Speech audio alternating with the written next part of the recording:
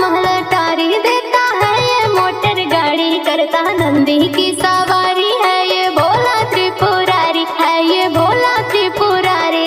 ये भक्तों का ये तो दुख हरता है, भोला भांग का नशा मेरा करता है, भोला भांग का नशा मेरा करता है।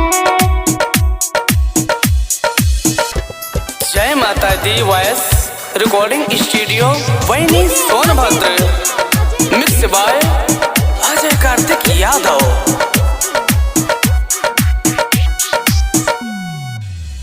तन पे पहरे मृग की छाल, रखता लंबे लंबे बाल, कालों का है ये काल, सब कहते हैं महाकाल। इनके क्रोध से सारा जग डरता है, भोला भांग का नशा मेरा करता है, भोला भांग का नशा मेरा करता है।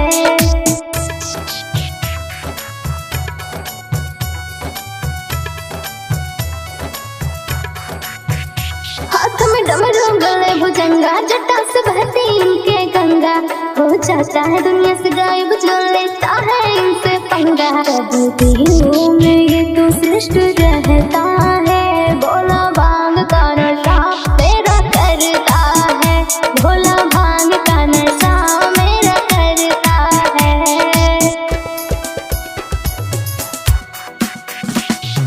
DJ Ajay, DJ Ajay, DJ Ajay,